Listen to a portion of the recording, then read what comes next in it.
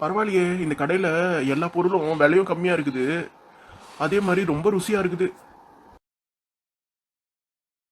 அட, இவன் இங்கே வரா? இது நட்டகோக்கு நம்ம கடையில் என்ன பண்ணினுக்குது? சிங்கு சார், உங்கள் கடைக்கு யாரோ சுள்ளி பொறுக்கி வந்திருக்காங்க. அவங்களுக்கு ஏதாவது வேணுமான்னு வந்து கேளுங்க. என்னது சுள்ளி பொறுக்கியா? ஏண்டி மலைப்பாம்பு, என்னை பார்த்தா சுள்ளி பொறுக்கி மாதிரி இருக்கா? ஆமாம், இந்த சுள்ளி குச்சியெல்லாம் நீ தானே கொண்டு வந்த. அப்போ நீ சுள்ளி குச்சி பொறுக்கிறவ இல்லையா? சூப்பர் உமனா? இவளுக்கு வாய் கொழுப்பு ரொம்ப ஜாஸ்தியாக இருக்குது. இன்னைக்கு இவளுக்கு ஒரு பாடம் கற்றுக் கொடுக்கணும். யோ சிங்கு, யோ. அடிப்பாவி, இந்த கடை ஓனரையும் கொஞ்சம் கூட மரியாதை இல்லாமல் எப்படி கத்தி கூப்பிட்றா பாரு இவன். ஏண்டி கோமதி, கடைக்கு வரதுக்கு இவ்வளோ நேரமா உனக்கு? காலையிலேருந்து தனியாக துவைச்சிட்டு இருக்கேங்க நான். கடையில் எவ்வளோ வேலை இருக்குது, இவ்வளோ பொறுமையாக வர? உனக்கு என்னய்யா, நீ பாட்டுட்டு காலைல குளிச்சு முடிச்சுட்டு கடைக்கு வந்துடுற.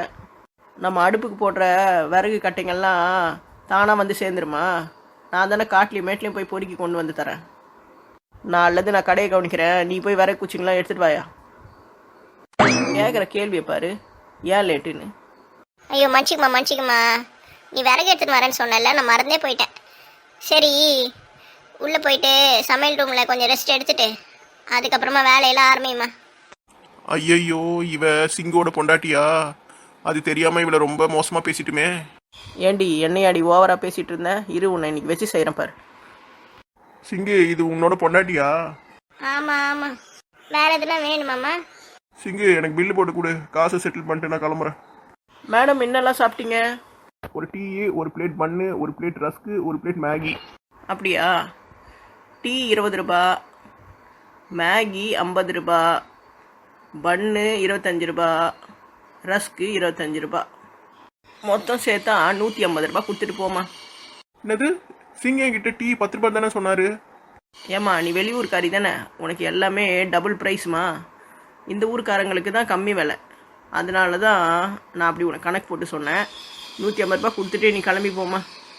This is too much. என்னது இது, பகல் கொள்ளையா இருக்குது. ஒரே ஐடியா இப்படி எங்களை மொட்டை அடிச்சா நாங்கள் எங்கே போவோம்? இங்கே பாரு, இது என்னோட கடை, நான் சொல்கிறது தான் விலை. காசை கொடுக்குறதுனா கொடுத்துட்டு கிளம்பு, இல்லைனா உள்ளே மாவரைக்கிறதுக்கு ஆட்டுக்கல் போட்டு வச்சுருங்க. கொடுக்க வேண்டிய 150 ரூபாய்க்கு நல்லா மாவரைச்சிட்டு தோசையை சுட்டு வச்சுட்டு நீ வீட்டுக்கு கிளம்பலாம். அடிப்பாவி கொக்கா மக்கா. ஏய் கோமதி, என்னடி இதெல்லாம்? யோ, வாயை மூடிட்டு உள்ளே போய் டீ போடுப்போ. நான் இவகிட்ட பேசிக்கிறேன். இவ வீட்டுக்கு போனால் இவ வீட்டை என்னை பெருக்க சொல்கிறா. இவளுக்கு எனக்கும் ஒரு பழைய டீலிங் இருக்குது. நீ முதல்ல இடத்த காலி பண்ணு. யோ சிங்கு. மேடம், இந்த கடையோட ஓனர் அவங்க தான். அவங்க சொல்கிற பில்லை செட்டில் பண்ணிடுங்க. ஏமா வீட்டில் போய் இவகிட்ட அடி வாங்குறது? அடப்பாவி சிங்கு, இப்படி கை விட்டுட்டியே. 150 ரூபா கொடுமா. இதெல்லாம் நல்லாவே இல்லை, சொல்லிட்டேன்.